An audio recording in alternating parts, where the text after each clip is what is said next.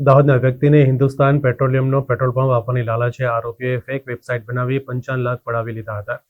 આ મામલે Dahod cyber ક્રાઇમની team દ્વારા લખનૌથી એક આરોપીની ધરપકડ કરી લેવામાં આવી છે। દાહોદના એક વ્યક્તિને હિન્દુસ્તાન પેટ્રોલિયમની ફેક વેબસાઇટ પરથી આરોપીઓએ સંપર્ક કરી તેમની પાસે ફોર્મ ભરાવી ત્યારબાદ અલગ અલગ ખાતામાં રજિસ્ટ્રેશન ફી, સર્વેની fee, licence fee, security deposit અને પેટ્રોલ ડીઝલના સ્ટોક માટે અલગ અલગ બાબતે તબક્કાવાર 55,36,000 રૂપિયા ટ્રાન્સફર કરાવી આરોપીઓએ એ નાણાં પડાવી લીધા હતા। ફરિયાદે પોતાની સાથે છેતરપિંડી થઈ હોવાનો અહેસાસ થતા દાહોદ સાયબર ક્રાઇમ પોલીસ સ્ટેશનમાં ફરિયાદ નોંધાવતા પોલીસની ટીમ તપાસમાં જોતરાઈ હતી, જેમાં ટેકનિકલ એનાલિસિસ અને હ્યુમન સોર્સના આધારે આરોપી નેપાળ બોર્ડર નજીક બિહારના રસકોલાનો હોવાની માહિતી મળતા પોલીસની ટીમ રસકોલ પહોંચી હતી, પરંતુ આરોપી છેલ્લા કેટલાક સમયથી પોતાનો ફોન બંધ કરી અન્ય સ્થળે હોવાની માહિતી મળી હતી, જેથી પોલીસને આરોપી ઉત્તર પ્રદેશના લખનૌ શહેરમાં હોવાની જાણકારી મળતા પોલીસની ટીમ લખનૌ પહોંચી હતી,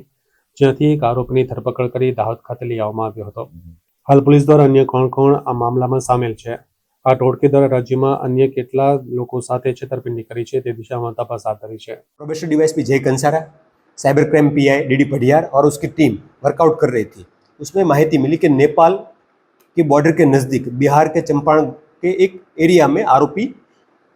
मिल रहा है या ट्रेस हो रहा है, तो उसके ऊपर से प्रोबेशनरी डीवाईएसपी और डीडी पढ़ियार की टीम को यहाँ से भेजा गया और उन्होंने वहाँ पूरा जियोग्राफिकली ट्रेस किया। टेक्निकल रिसोर्स के